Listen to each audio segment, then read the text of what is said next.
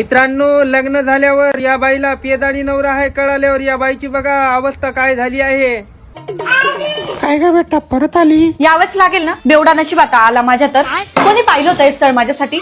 मी येणार नाही म्हणजे नाही. एकदा सांगितलं ना मला सासरी यायचं नाही. तू दारू पिणे तर मूत पिऊन तिकडे मर, मला यायचं नाही. वैताग आलाय ग आई या माणसाचा. रोज दारू पिऊन येतो, रोज एक दिवस सुद्धा असा निघत नाही. रोज दारू पिऊन येतो, गल्ली नवरी करतो बाई. शपथ विपत लागत नाही मला बेवड्या जातीचा. वय तिकडे, कॉल करू नको मला. अगं मम्मी, हा माणसाला ना कुठे घेऊन जायचं लायकीचा सुद्धा नाही. मी माझ्या ना मैत्रिणीकडे घेऊन गेली. तिच्या सासऱ्याला ना किडनी स्टोनचा त्रास होता. मग हा काय बोलला तिथं, म्हणे याला दारू पाजा, म्हणे किडनी स्टोनचा त्रास निघून जाईल. त्या माणसाला एवढी दारू पाजली, किडनी स्टोन राहायला बाजूला आणि तो माणूसच गचकला. हे प्रभू का रे बैला, तू काय म्हणत होता? जिजू लग्नामध्ये खूप गोरे दिसायचे, पिवळे दिसायचे. तुला माहिती ते पिवळे काबर दिसायचे? लग्नात ना त्यांना कावीळ झालेले होते दारू पिऊन. तू सांगायचं पिवळे दिसायचे. आत्याने मुद्दाम केलं ना. मी तिच्या मुलाशी लग्न केलं नाही म्हणून तिने मला दारुड्याचं स्थळ आणून दिलं.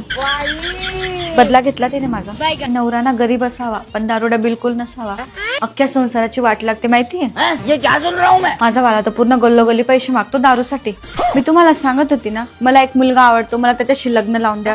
तेव्हा तुम्ही काय म्हटले, समाजात इज्जत राहील का? आणि आता हा बेवड्या रोज खाली येऊन गाणं म्हणतं पप्पी दे पारूला. आता आहे काय समाजात इज्जत? सिस्टम पार देंगे. सॉरी नाही का, प्लीज नाही. तुम्ही एक तर दारू सोडा, नाही तर मी तुम्हाला सोडेल. राहू द्या पप्पा, काही नको. बाबा बिबाकडे घेऊन जाऊ त्यांना. तो माणूस आहे ना त्या बाबांना सुद्धा दारूचे व्यसन लावून देईल. द्या माझी बॅग, जाऊ द्या मला सासरी. आता लग्न लावूनच दिलंय ना तर करते मी माझा संसार.